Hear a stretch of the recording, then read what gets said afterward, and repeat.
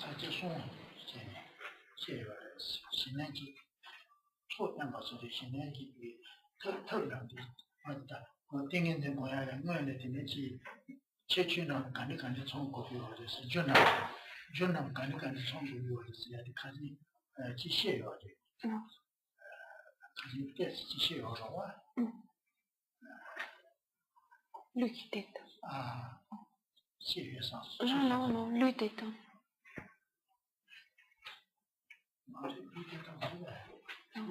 가서 전부 동시에 이제 시에만 라인에 좀 그래서 저기 사체야. 아니 그냥 같이 되지. 저기 사체야. 거기서 시에요. 이 유리치마도 시에요. 말이지. 진행이 이 초대 모습이 그냥 땡인데 뭐가 아니 전화 때문에 아니 유틸러티나 아니 그냥 공제 수치 아니 그냥 보내다 다 그냥 좋은 지워로 이 간제스를 그랬어야 그냥 두개 쳤다. 다야 산지 손나지. 이 디디마도 시에요. 그래서 아무튼 사제 소식 손들었어. 가슴 세부 중에는 무슨 사제지. 종이지 말이야. 맛이 종이지. 도 무시 dans 아니 어떻게 무시 여러 손실이다. 뭐든지 다 무시지라 니지. 무시지라 니 이거요. 지금 가를 유지처럼 진다에 공부하자. 공부를 한번 해시봐. 무시지라. 아니 저와 무시. 무시지를 유지처럼 무제도는 간세주 가까이 손. 아니 공부를 한번 해시봐. 같이 시험을. 이제 유지처럼 시험하지. 유지처럼 내용 시험하지. Tu y en a qui étaient un petit chez ça. 공부를 한번 해시봐. 되다가 같이 또 시험하지. 매번 무슨 거였어. 시험하지. 공부를 한번 해시봐. 되다가 몸이 어디니 유지처럼 다 매번 무슨 거였어. 띵인데 매번 무슨 거지. 같이 시험하지. 아니 또다 지요리. 띵인데 쯤에 같이 비추스. 다다 지시. 매번 무슨 거지. 아니 띵인데 쯤에 비추시 봤어. 지지디 공부를 한번 해시봐. 되고. 매번 무슨 거지. 시험하지. 같이. Karimbochi va continuer donc l'enseignement sur la paramita de la concentration. Cet enseignement sur la paramita de la concentration était divisé en 3 parties.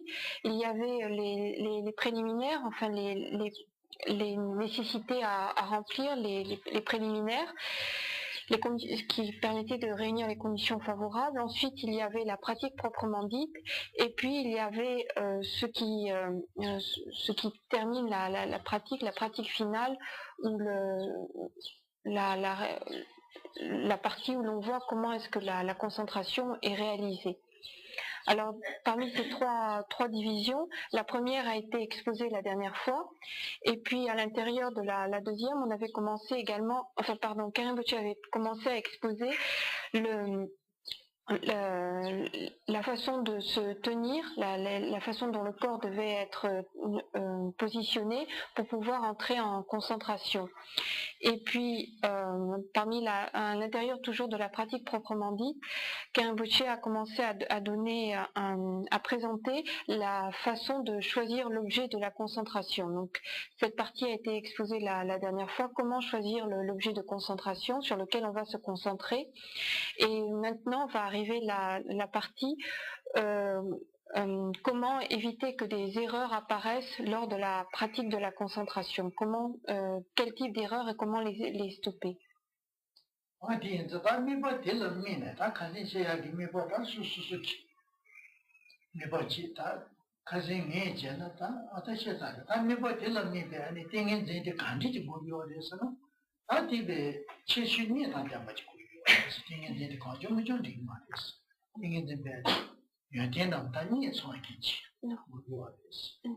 Une fois qu'on a choisi l'objet sur lequel on va se concentrer, il importe de mener à bien une concentration qui soit dotée de 2 qualités bien spécifiques.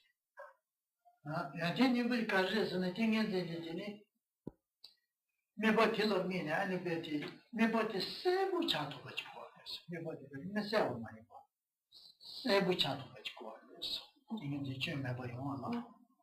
Alors, la première chose, c'est que l'objet apparaisse avec une grande clarté. C'est donc cette clarté, cette netteté qui est une des premières, qui est la première qualité.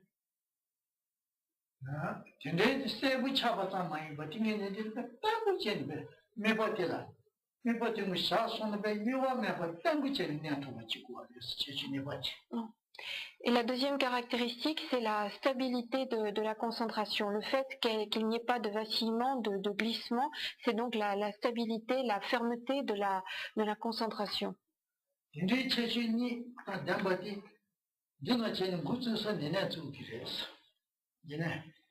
Allez,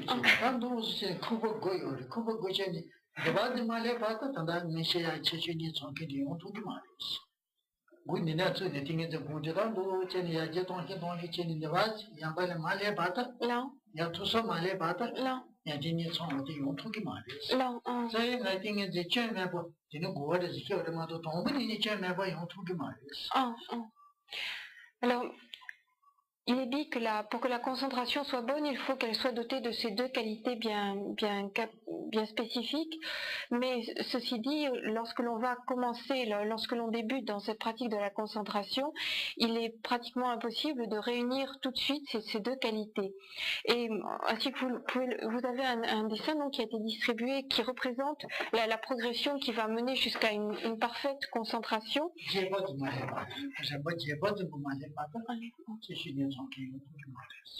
Et cette progression, elle se fait suivant 9 paliers, 9 étapes. Et en fait, il est dit que ces deux qualités, donc de clarté et de fermeté, ne seront véritablement développées complètement que lorsque l'on arrive à la 8e étape. C'est-à-dire que tout au long des étapes précédentes, eh bien, ces qualités, il est difficile de les développer à leur maximum, de les avoir véritablement développées en soi.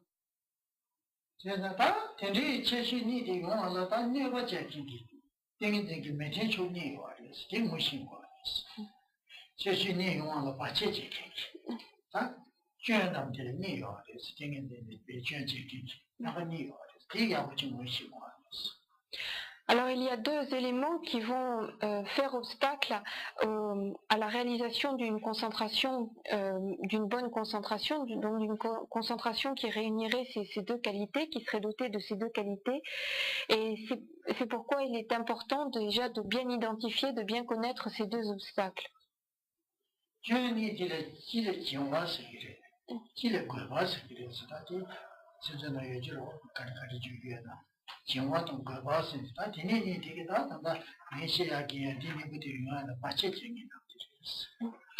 Donc ces deux éléments qui font obstacle, ce sont la torpeur et la distraction.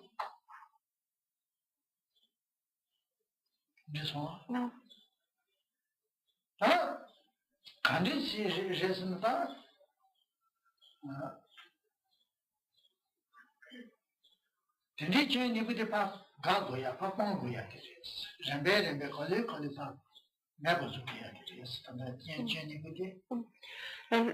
Ce qu'il faut que nous arrivions à faire maintenant, c'est arriver à limiter au maximum et à éliminer totalement en finalité ces deux obstacles que sont la torpeur et la distraction afin de pouvoir développer une concentration correcte. En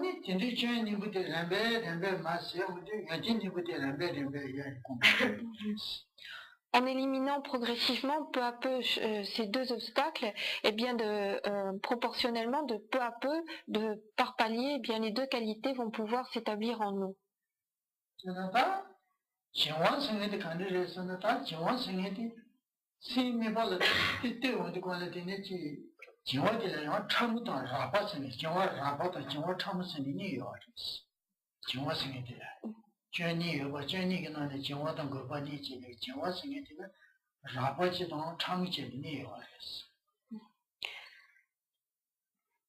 Alors, on distingue deux...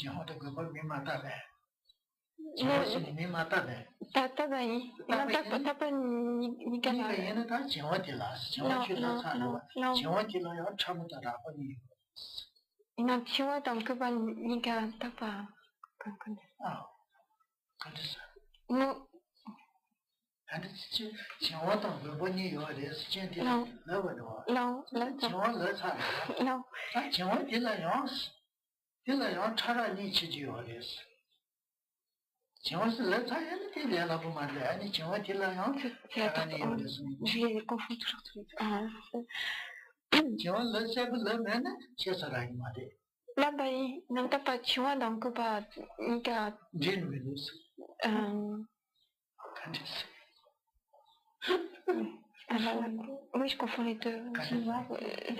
Oui, c'est la torpeur. Oui.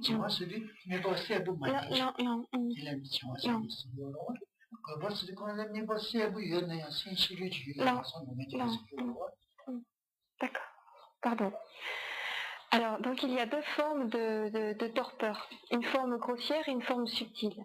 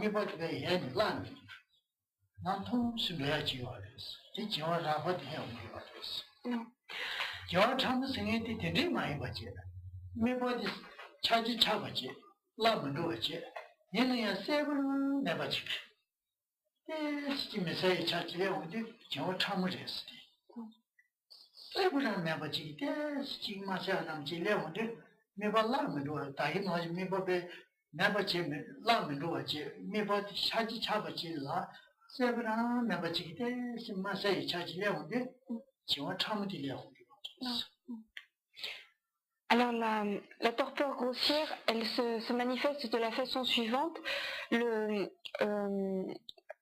L'esprit était tout d'abord placé sur un objet, il avait choisi un objet de concentration, et cet objet va totalement disparaître, c'est-à-dire que l'esprit va glisser totalement de l'objet.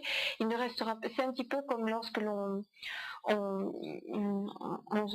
y a une sorte de somnolence, c'est-à-dire que l'esprit perd totalement tout objet de concentration. Il y a une sorte de vide, de somnolence, et l'esprit n'est plus du tout focalisé sur aucun objet. Il a totalement perdu l'objet sur lequel il était concentré. Donc ça, c'est la torpeur grossière. Quant à la torpeur subtile, l'esprit ne va pas glisser de l'objet sur lequel il est concentré. L'objet est toujours là, mais il a perdu de sa clarté. Il est toujours là, mais on le voit avec beaucoup moins de clarté. Dans la torpeur grossière, l'objet disparaît totalement, il n'y a plus du tout aucune clarté, il a complètement disparu. Et dans la torpeur subtile, l'objet est toujours présent à l'esprit, mais il a perdu beaucoup de clarté.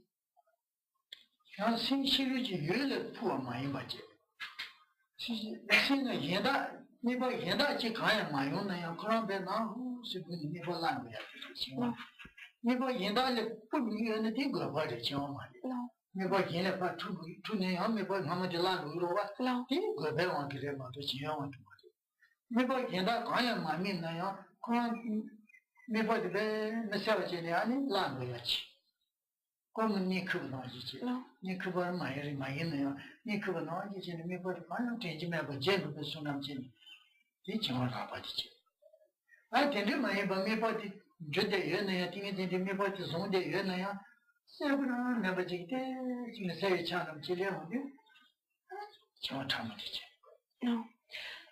Quand la torpeur grossière se manifeste, l'esprit perd l'objet sur lequel il est en train de se concentrer, mais il ne part pas vers un autre objet, c'est-à-dire qu'il va rester comme ça dans une...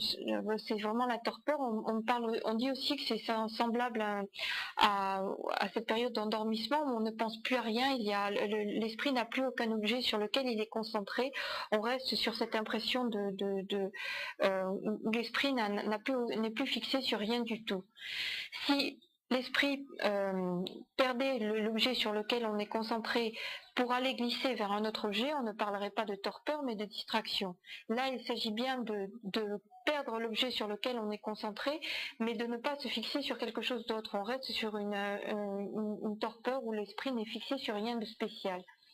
Et quand il s'agit de la torpeur subtile, l'esprit reste effectivement toujours fixé sur l'objet de concentration, mais l'objet apparaît avec beaucoup moins de clarté.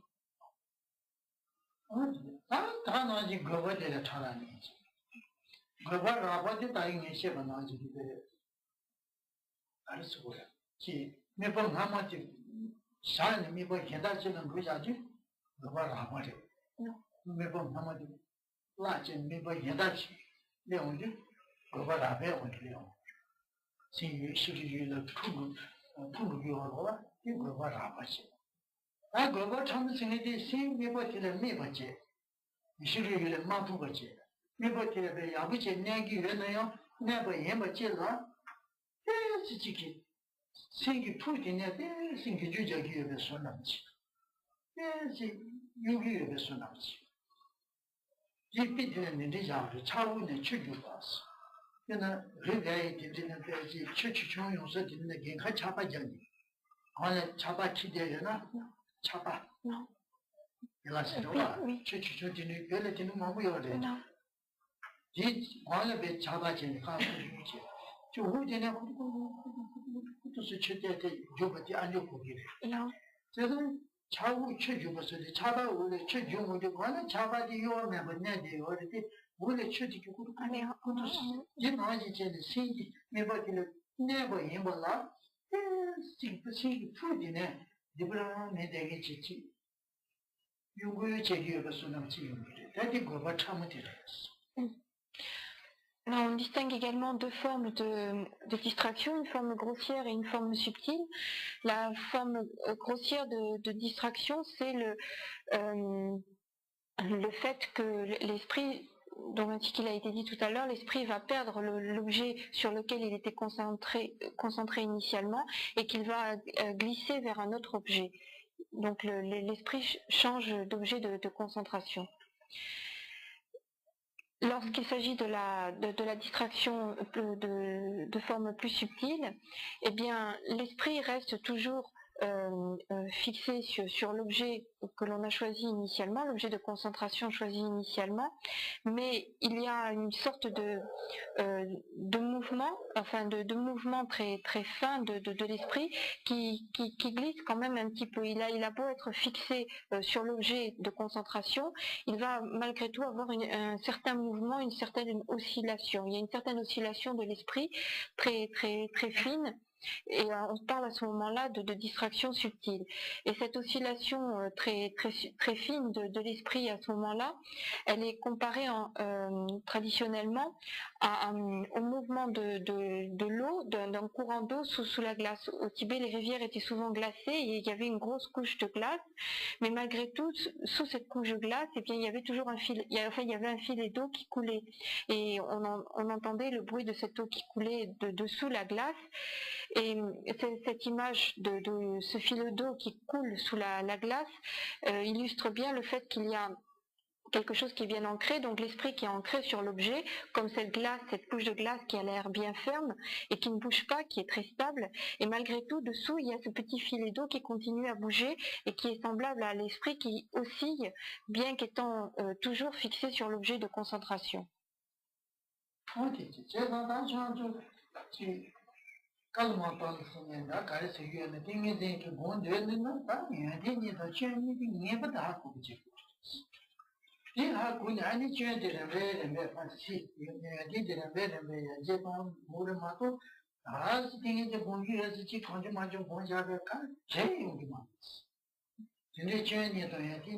개침이 시작이 뒤친 거야. 이게 이제 뭔 몇인지나? 디자인이 하는 거 제주에 파세야 가르가르고 이러는 시고이는. 야딘 처청고야 가르가르 son고이는 이게 이제 하는 거 이제 다 아직까지 못 하는 거 이게 진짜 고샤게 제 예전에 Pour ceux qui ont le désir de pratiquer la concentration ou de développer en eux le calme mental, Samatha, il est extrêmement important de connaître ces deux qualités de la concentration, donc la clarté et la fermeté, et de connaître également les deux obstacles que sont la torpeur et la distraction. Si on ne connaît pas, si on n'est pas capable d'identifier, si on ne connaît pas ces deux qualités et ces deux obstacles, ces deux défauts, eh bien on ne pourra jamais progresser dans la pratique de la concentration. Et s'asseoir, disons sans connaître ces deux défauts et ces deux qualités, s'asseoir comme ça et dire je pratique la concentration, je pratique le calme mental, ne mènera à rien du tout et on ne pourra jamais progresser dans la pratique. Il faut savoir, il faut être capable d'identifier et de reconnaître ces différentes caractéristiques.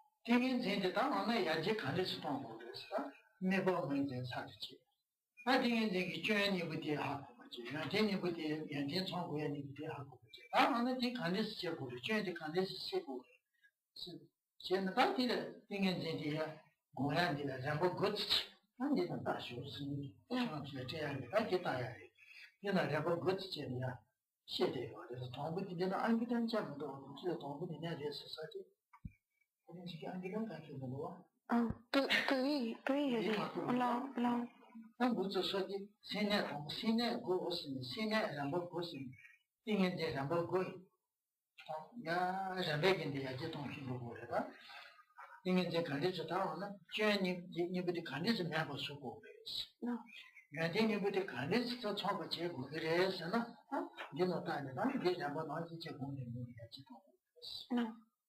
Donc, puisqu'il s'agit de pratiquer cette concentration, la première chose, c'est, ainsi qu'il a été dit, de choisir l'objet de concentration. Ensuite, de savoir identifier les deux obstacles, enfin les deux erreurs qui peuvent se produire lors de la pratique. Également de connaître les deux qualités dont la pratique doit être munie, dont elle doit être dotée. Et ensuite, eh bien, il va falloir disons, se lancer dans la pratique, s'engager dans la pratique, c'est-à-dire faire en sorte d'éliminer progressivement ces deux défauts et faire en sorte de développer progressivement en soi ces deux qualités. Et cette progression, donc on va éliminer ces deux défauts et développer en soi ces deux qualités, cette progression, elle va se faire sur 9 paliers, sur 9 étapes. Et ces 9 étapes, elles sont illustrées par le dessin qui a été distribué tout à l'heure où on voit le dressage d'un éléphant. Et donc, c'est dommage parce que les étapes sont écrites, les numéros sont écrits en tibétain, mais sinon, vous avez 9 étapes, donc qui sont illustrées de cette façon.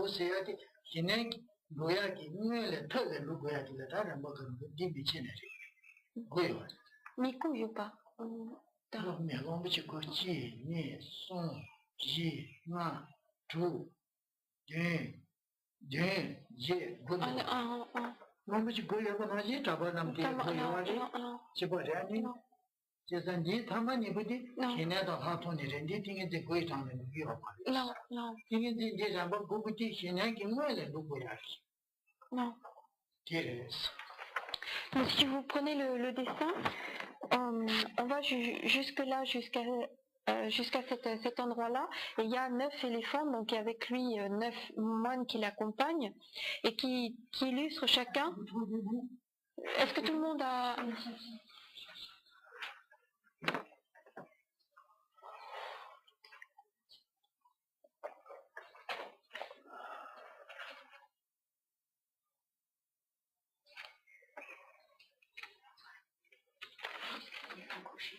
Oui.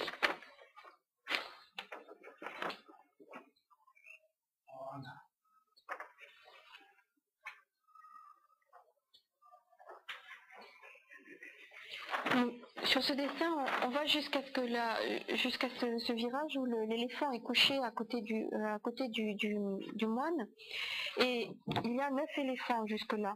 Et ce sont les 9 étapes qui vont permettre de développer en soi le calme mental. Or, le calme mental, c'est ensuite le dixième éléphant. Enfin, à partir du 10e éléphant, le calme mental est effectif, c'est-à-dire qu'il a vraiment été établi en soi, complètement développé. Donc la 10e et la 11e étape, c'est on est établi dans le calme mental et on développe la vue profonde. Mais ce dont il est question aujourd'hui, ce sont ces 9 étapes qui préparent, enfin qui permettent peu à peu d'arriver jusqu'à à ce calme mental qui est représenté par le 10e éléphant.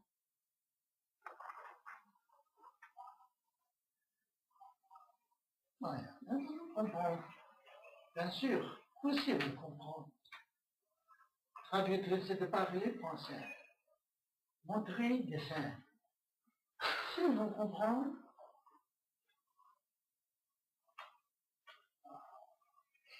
non, rien. J'espère, mais on comprend maintenant. On comprendra. Voilà, c'est comme ça. C'est comme ça, dit, dit, travail n'a pas dit, dit, n'a travail, je dis, dit, travail, t'as check, on dit, je dis, dit, travail, vous dites, mal, dit, travail, t'as chambre, chambre, mon chou, 안 지나다게 인지미지 잡아지 구요면도 땡인데 공해야지 또 안겠더라. 근데 괜지요 말. 이거 그런데 세지 수업을 해마. 솔직히 공해는 참바다. 제 의미도 고등학교 때 강의 따위 정의 지수는 되게 어려. 인지미지 다시 강의 뭐 말때 아 잡아야 돼서 공자야기 돼서 뭐 얘가 인사 잡아야 이 온시네 이 잡아지. 다시 강의 지수를 해마도 제가 참바다 잡아다 되는 주민도 주고도 처음 공초로 Non. Non. Alors il y a donc un religieux qui est représenté, et en fait c'est un religieux qui est représenté dans ce dessin, c'est donc le pratiquant, celui qui va s'engager dans la pratique de la concentration, mais ça pourrait être très bien aussi un laïc, ça pourrait être un homme ou une femme. Donc c'est un religieux parce que peut-être que le religieux jouit de conditions plus favorables pour pratiquer, puisqu'il dispose de beaucoup plus de temps, il se consacre entièrement à la pratique. Donc un religieux dispose de conditions plus favorables. Et donc c'est un religieux qui est dessiné traditionnellement, mais il ne faudrait pas en déduire que la pratique de la concentration est uniquement réservée aux personnes entrées dans la vie religieuse. C'est également une pratique dans laquelle peuvent s'engager les laïcs.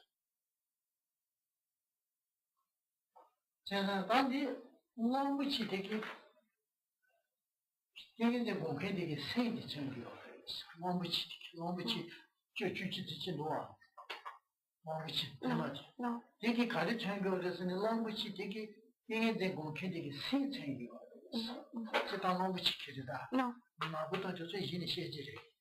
가도 기까지 되는 인이시지리. 랑부치 되게 이게 공개 되게 생생이. Alors maintenant l'éléphant, on parlera de sa couleur tout à l'heure, mais on va dire déjà que on va déjà dire pour l'instant que l'éléphant symbolise l'esprit du pratiquant.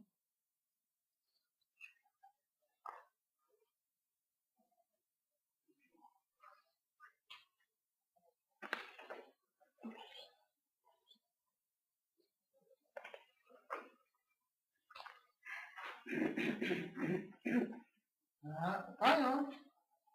리시고요. 근데 딩인데 뭔데 지나 아니 지와 용기 여봐서 거거 용기 여봐서 아 킹기 따도제 킹기 지지구요의 생아 제단 신상 신종이기 나는데 신종성이 중요하대. 제 신종지구요하대였어. 신상 신종성의 신종지를 영 마음이 요하대. 얘네 마음이 싫은 거지.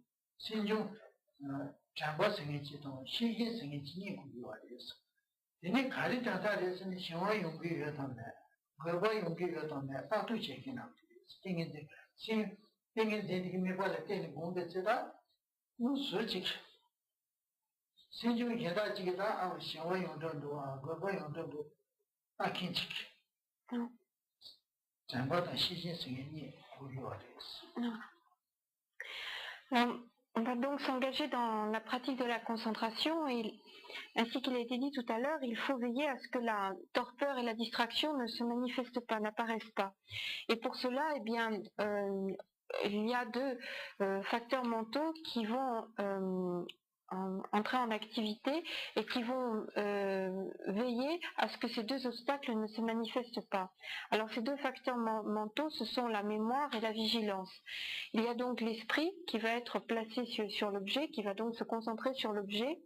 Et puis il y a ces facteurs mentaux, on distingue de façon générale un grand nombre de facteurs mentaux qui entourent qui entourent l'esprit. Et ces deux facteurs mentaux précis que sont la mémoire et la vigilance vont veiller, pendant que l'esprit est focalisé et centré sur cet objet, ces deux facteurs mentaux vont veiller à ce que la torpeur et la distraction ne se manifestent pas.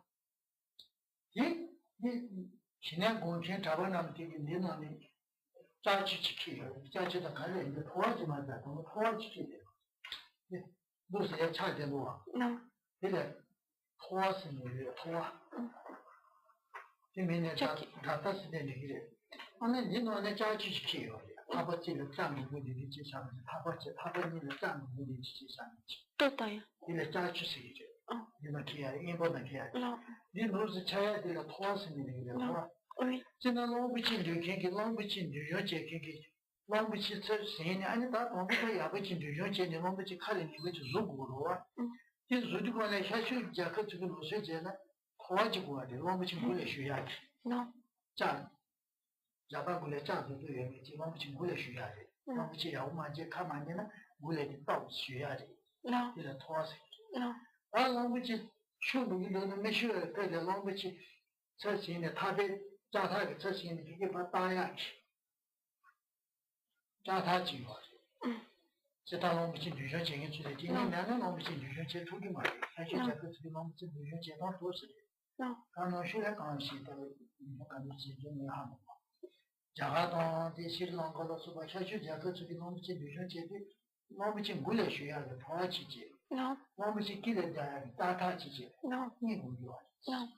이 네 자야지 또 네 답하지 네 지청이 네게 장바청이요 그래서 이제 도와주지 그래서 말이다 시신청이요 그래서 네게 장바청이요 그래서 답하지 그런데 왜 이래지는 장바스티로 와 완전히 시신스티로 와 제가 완전 도서 자야 되게 시신지 어디 되게 답하지 장바청이요 Non. Donc il va falloir faire appel à ces deux facteurs mentaux que sont la mémoire et la vigilance pour veiller.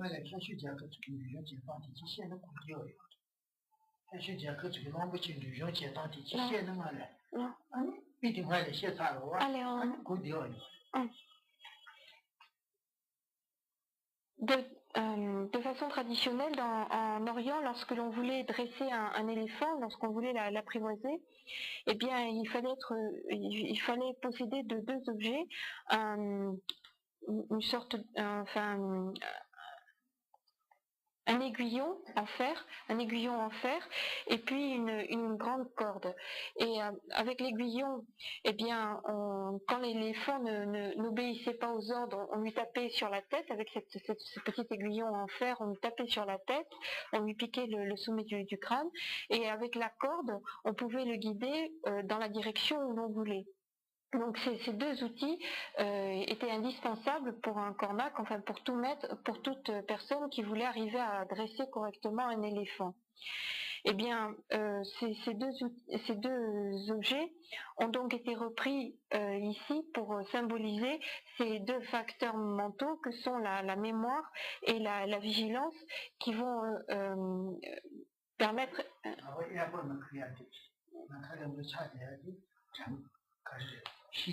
Non. Ils ont donc été repris ici pour illustrer ces deux facteurs mentaux perturbateurs. Donc on voit le moine, le religieux qui tient dans sa main droite, levé vers le haut, cet aiguillon, et cet aiguillon va symboliser la vigilance. Et puis il tient dans sa main gauche vers le bas cette corde, cette longue corde qui va symboliser la mémoire.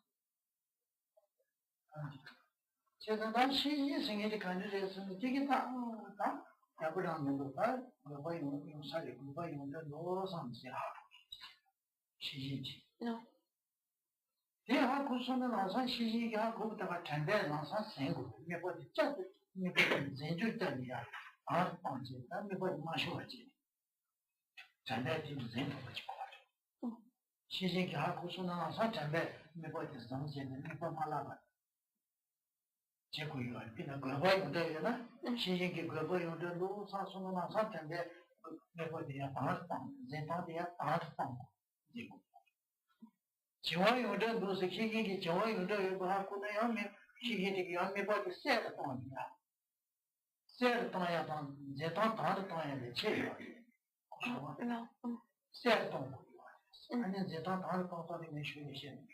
Non. Alors, comment vont fonctionner ces deux facteurs mentaux que sont la mémoire et la vigilance? Eh bien, la vigilance est toujours, doit être en éveil et elle regarde toujours si la concentration se déroule correctement. Et dès qu'elle s'aperçoit qu'il y a l'apparition soit de distraction, soit de la torpeur, eh bien aussitôt elle va stimuler, elle va faire appel à la mémoire, c'est-à-dire que la mémoire aussitôt va être sollicitée.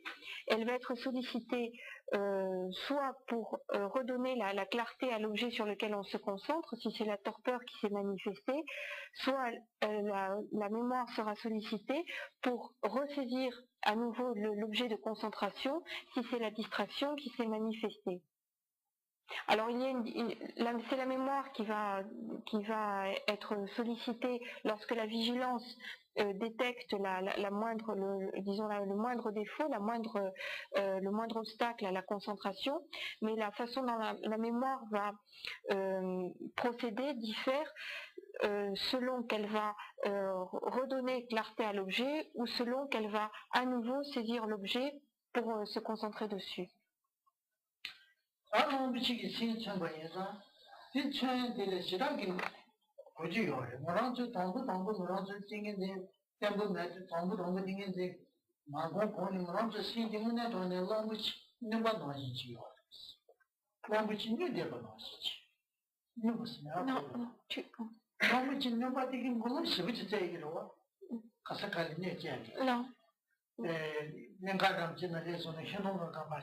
Non.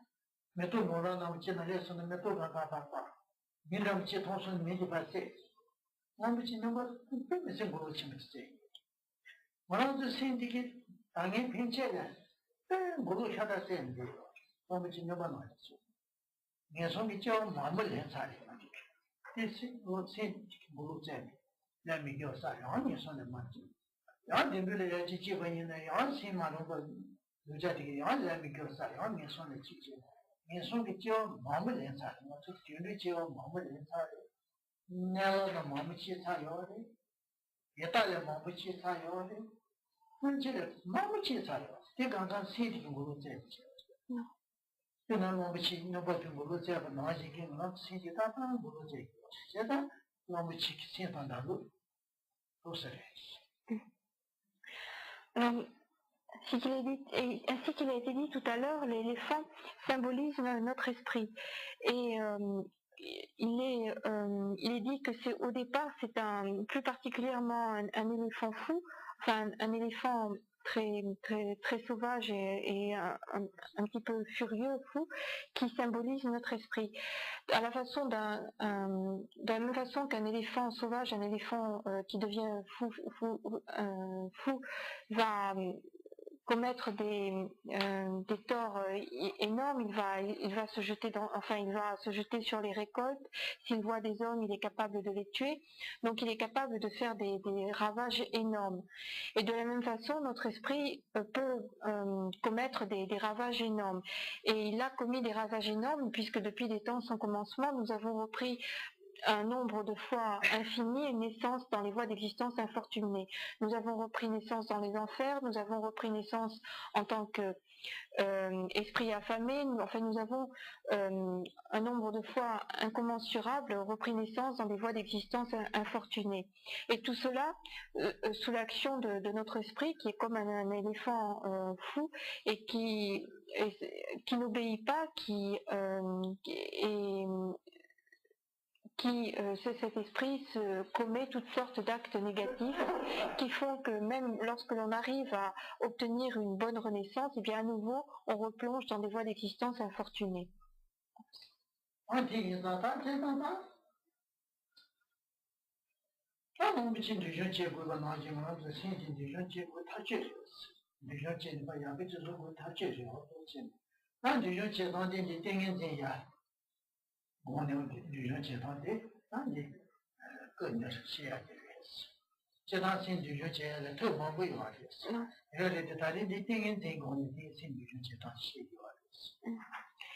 De la même façon que cet éléphant sauvage, il faut arriver à le pacifier, à le domestiquer, à faire en sorte qu'il devienne obéissant et qu'il ne fasse plus ces ravages énormes. Et bien de la même façon, il faut arriver à maîtriser, à rendre docile notre esprit pour qu'il ne cause plus autant de ravages qu'il en a commis auparavant. Et de façon générale, il y a différentes méthodes qui permettent de maîtriser, de discipliner l'esprit. Et parmi ces méthodes, eh bien, il y a le fait de pratiquer la concentration. Donc, cette pratique de la concentration est plus spécifiquement une méthode pour arriver à pacifier, à discipliner, à rendre docile l'esprit.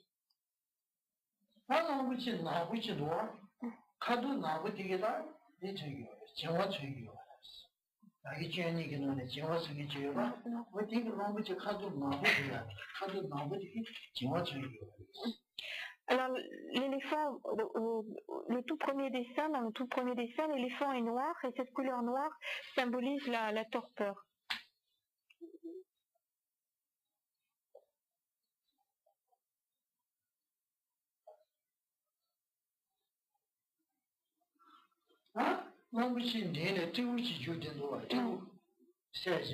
Non.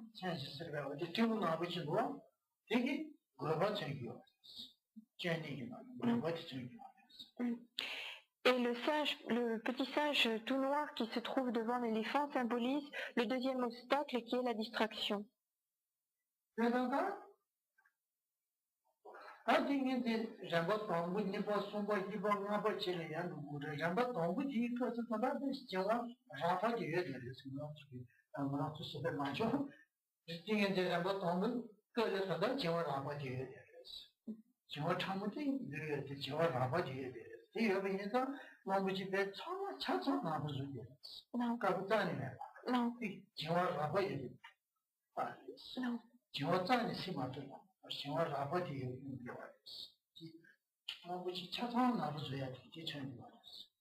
Alors, dans le premier dessin qui symbolise donc la première étape, l'éléphant est totalement noir, il n'y a pas une seule partie de blanc, et cela symbolise le fait que lorsque l'on débute dans cette pratique, eh bien on est totalement, l'obstacle de la torpeur grossière va se manifester, et il est très présent cet obstacle de la torpeur grossière.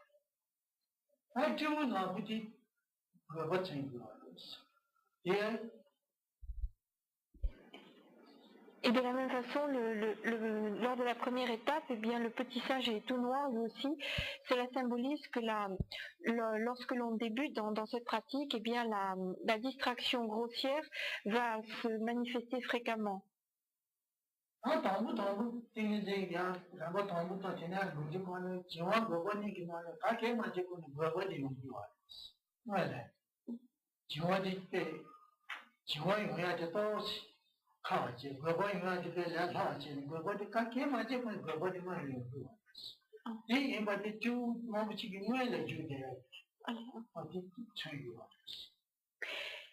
Et lorsque l'on débute dans la pratique de la concentration, eh bien, la distraction se produit beaucoup plus facilement, enfin beaucoup plus fréquemment que la torpeur. C'est-à-dire que sans qu'on ne fasse rien, eh bien tout de suite la distraction va se manifester. Et c'est pourquoi on a représenté le singe avant l'éléphant, parce que c'est l'obstacle qui se manifeste le plus vite et le plus fréquemment.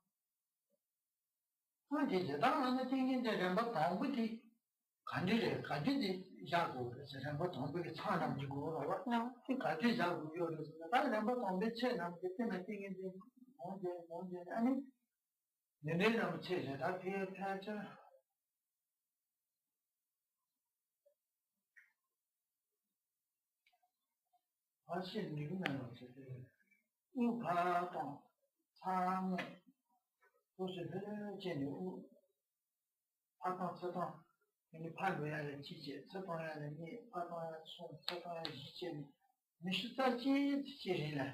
你应该你出去多了，定个这两个动物会特别长的。